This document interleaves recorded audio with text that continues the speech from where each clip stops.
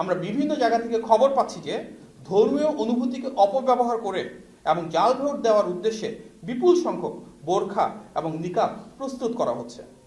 এই পরিপ্রেক্ষিতে নির্বাচন কমিশনের প্রতি জোরালো আহ্বান জানানো যাচ্ছে যে প্রতিটি ভোট কেন্দ্রের নারী কক্ষে অবশ্যই পর্যাপ্ত সংখ্যক নারী পোলিং অফিসার নিয়োগ নিশ্চিত করতে হবে।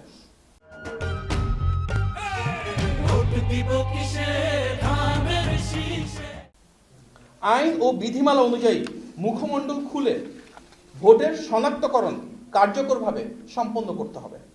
এ বিষয়ে নির্বাচন কমিশন ইতিমধ্যেই স্পষ্ট নির্দেশনা দিয়েছে যে ন্যাশনাল আইডি কার্ড বা হজের ছবি তোলার সময় যেভাবে মুখ খোলা রাখা হয় ঠিক একইভাবে ভোট গ্রহণের সময় নারী পোলিং কর্তৃপক্ষের সামনে মুখ খুলে পরিচয় নিশ্চিত করতে হবে। পাশাপাশি ভোটের স্বচ্ছতা ও বিশ্বাসযোগ্যতা রক্ষার সব রাজনৈতিক দলের পক্ষ থেকে নারী কক্ষে যথাসম্ভব নারী পোলিং এজেন্ট নিয়োগ নিশ্চিত করা অপরিহার্য এবং দায়িত্বশীল সকল রাজনৈতিক দলকে আমরা এ বিষয়ে সচেতন থাকার জন্য আহ্বান জানাচ্ছি।